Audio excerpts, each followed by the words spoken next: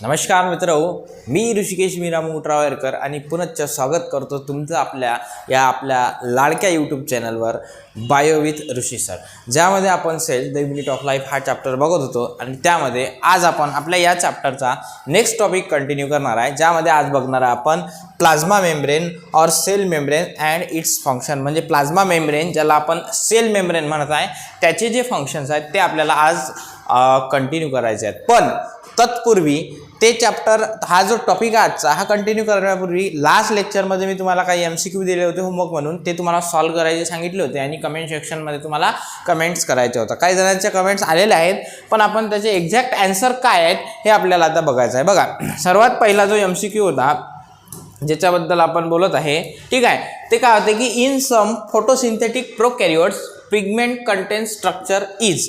म्हणजे काही फोटोसिंथेसिस प्रोकॅरियोटमध्ये जे पिगमेंट कंटेनिंग स्ट्रक्चर असते ते कोणते असतात. त्याचा ऑप्शन होता क्लोरोप्लास्ट, क्रोमोफ्लोअर, क्रोमोप्लास्ट आणि कॅप्सूल. तर याचं करेक्ट आन्सर जे आहे ते असते क्रोमोप्लास्ट, क्रोमॅटोफोर. क्रोमॅटोफोर हे जे आहे की एक फोटोसिंथेटिक प्रोकॅरियोट्समध्ये पिगमेंट कंटेन करण्याचं काम करते. ठीक आहे. नेक्स्ट होता a special membrane structure mainly associated with respiration, secretion process and replication. बघा आता काय सांगितलं आहे की एक स्पेशल मेम्ब्रेनस स्ट्रक्चर आहे जे की असोसिएटेड असते मेनली रेस्पिरेशन सोबत,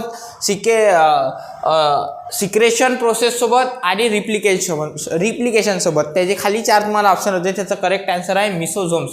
मिसोझोम्स हे असं मेम्ब्रेनस स्पेशल स्ट्रक्चर आहे की जे असोसिएटेड असते रेस्पिरेशन सोबत, सिलेक्शन प्रोसेस सोबत आणि रेप्लिकेशन सोबत. ठीक आहे. नेक्स्ट MCQ होता प्लाझ्मिड कंटेन्स. म्हणजे जे एक्स्ट्रा क्रोमोझोमल मटेरियल होतं आपलं ते प्लाझ्मिड, ते काय काय कंटेन करते, तर त्याच्यामध्ये जो DNA असते तो double standard circular DNA present असते. म्हणून त्याचं करेक्ट ऑप्शन एक आहे, त्याचा राईट आन्सर आहे.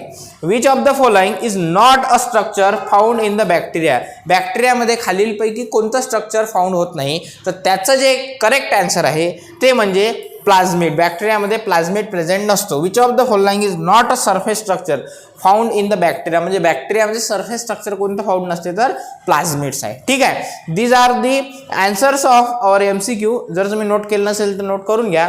त्याच्यानंतर आपल्याला आजचा जो टॉपिक करायचा आहे प्लाझ्मा मेम्ब्रेन और cell membrane and its function. म्हणजे प्लाझ्मा मेम्ब्रेन, सेल मेम्ब्रेन आणि त्याचं जे आहे त्याचे फंक्शन. जर अजूनपर्यंत तुम्ही आपल्या चॅनलला सबस्क्राईब केलं नसेल तर लवकरात लवकर आपल्या चॅनलला सबस्क्राईब करा, जेणेकरून असेच आपल्या टॉपिकशी रिलेटेड नीट CET आणि बोर्डच्या पॉईंट ऑफ व्ह्यूनी इम्पॉर्टंट असे टॉपिक तुम्हाला नवनवीन व्हिडिओमध्ये येत जातील. ठीक आहे. तर बघा आता कंटिन्यू करायचं आपल्याला प्लाझ्मा मेम्ब्रेन किंवा सेल मेम्ब्रेन काय असते. ठीक आहे.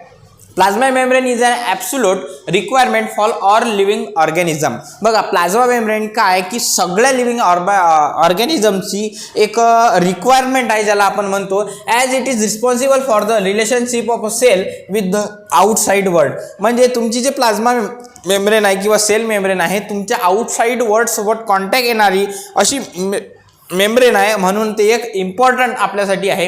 त्याच्यानंतर the detail structure of the membrane was studied only.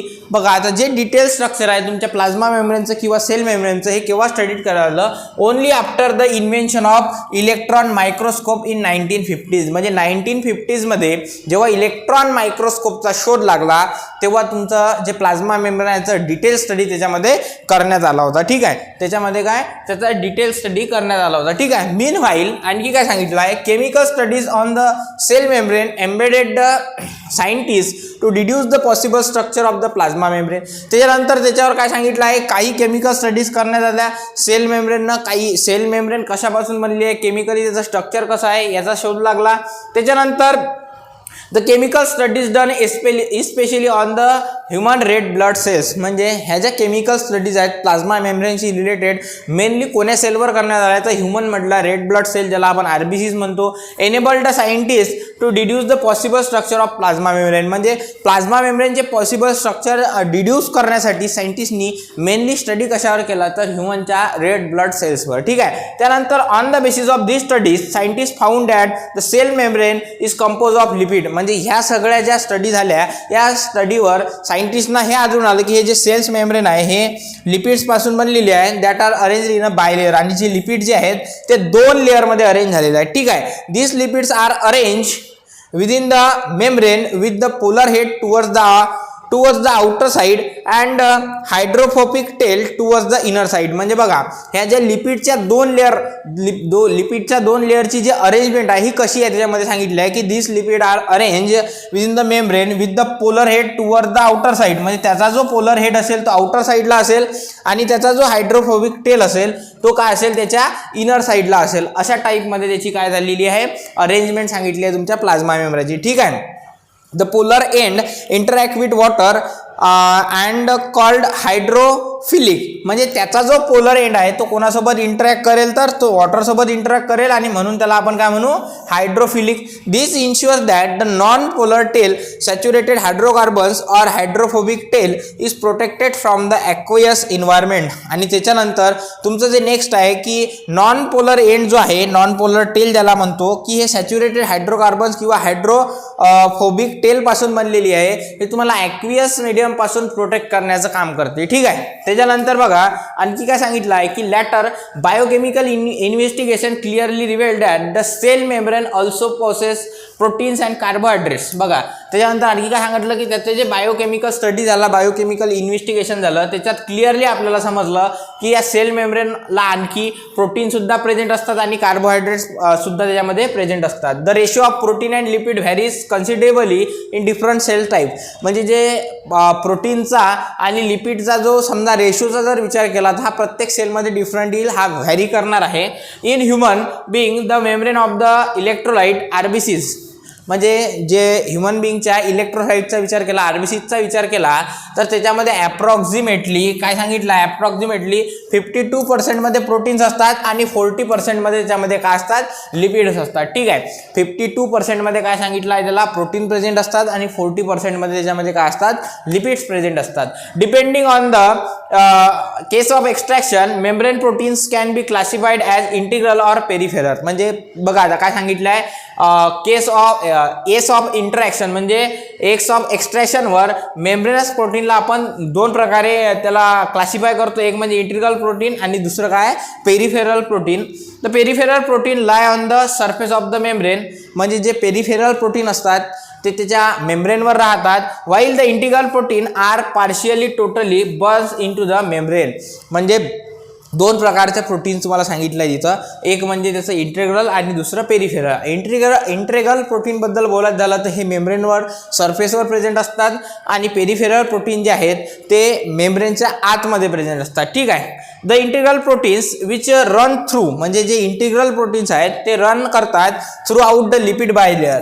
या लिपिड बायलेअरच्या थ्रू आउट म्हणजे मधातून काय करतात हे रन करतात आणि त्याला आपण काय म्हणतो टनल प्रोटीन्स. म्हणून आपण त्याला काय म्हणतो टनल प्रोटीन्स ज्याला आपण ट्रान्स मेम्ब्रेन प्रोटीन असं सुद्धा म्हणतो. टनल प्रोटीनलाच आपण काय म्हणतो transmembrane protein. This protein can not remove easily and their removal requires crude metal. आता हे जे प्रोटीन आहेत आपण सांगितलं की दोन बायलेअरच्या मदतून ट्रॅव्हल करण्याचं काम करतात तर याला रिमूव्ह करणे एवढी तर काही इझी गोष्ट नाही आहे. त्याला रिमूव्ह करण्यासाठी आपल्याला क्रूड मेथड्सची गरज असते जसं की ट्रीटमेंट लाईक डिटर्जंट सारख्या. ठीक आहे. Thus the membrane has been describe protein iceberg floating in the sea of hospitalities as improvement model. त्याच्यानंतर of the structure cell membrane was proposed by Singer and Nicholson widely accepted as a fluid mosaic model. बघा आता जे sale मेम्ब्रेनचं model आहे ते केव्हा सांगितलं आहे बघा 1972 मध्ये दोन सायंटिस्ट आहेत एक म्हणजे सिंगर आणि दुसरे आहेत निकल्सन. यांनी काय केलं की 1972 मध्ये एक वाईडली ॲक्सेप्टेड प्लाझ्मा मेम्ब्रेनचं स्ट्रक्चर आपल्यासमोर ठेवलं आणि त्याला फ्लुइड मोझाईक मॉडेल म्हणून ओळखण्यात येते. ठीक आहे. आता हे फ्लुइड मोझाईक मॉडेल काय तर डायग्रामेटिकली जर आपण याचा बघायचा विचार केला तर तुमच्यासमोर एक डायग्राम दिसते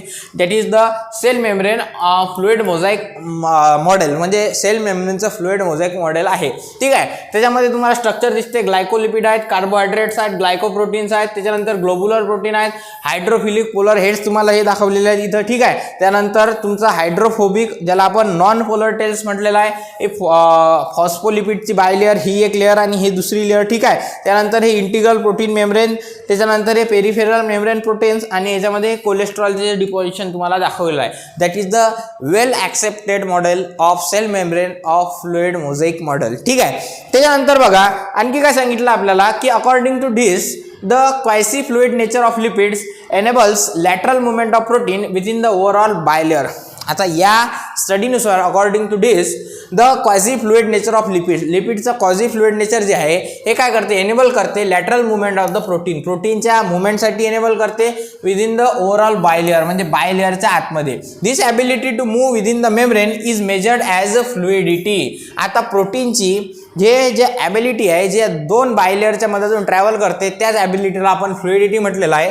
आता जर आपण त्या सेल मेम्ब्रेनचा फंक्शनचा विचार केला, the fluid nature of the membrane is important from the point of view of functions like growth. आता फंक्शनचा जर विचार केला तर हे जे फ्लुइड नेचर आहे मेम्ब्रेनचं हे कोण्या पॉईंट ऑफ व्ह्यूने इम्पॉर्टंट आहे जर विचार केला तर असे फंक्शन हे करते की सेलची ग्रोथ असेल, फॉर्मेशन असेल ऑफ इंट्रासेल्युलर जंक्शन, सिक्रेशन असेल, एंडोसायटोसिस असेल किंवा सेल डिव्हिजन असेल, या दृष्टिकोनातून हे फंक्शन आहे. त्याच्यानंतर बघा plasma membrane allows the transport of the molecules across it. Plasma मेम्ब्रेनच्या अक्रॉसमध्ये मॉलिक्यूल ट्रान्सपोर्ट करू शकतात. त्याच्यानंतर the membrane is selectively permeable. हे जे मेम्ब्रेन आहे सिलेक्टिव्हली परमिएबल आहे काही मॉलिक्यूलसाठी present on the either side of it, म्हणजेच आयदर साईड म्हणजे दोन्ही साईडला प्रेझेंट असणारे काही मॉलिक्यूल्स आहेत त्याच्यासाठी हे परमिएबल आहे.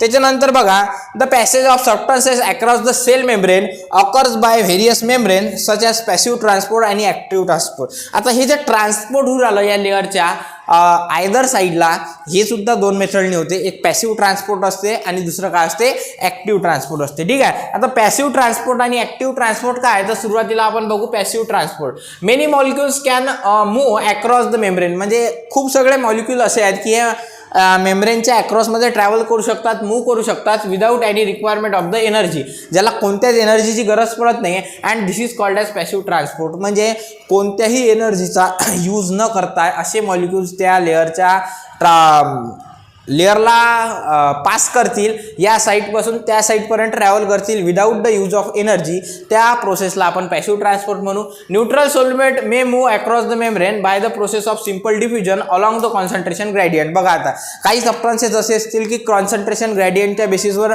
मुवमेंट करतील, that is from higher concentration to the lower, म्हणजे हायर कॉन्सन्ट्रेशनपासून त्या लोअर कॉन्सन्ट्रेशनपर्यंत ते मॉलिक्यूल ट्रान्सपोर्ट करतील. ठीक आहे.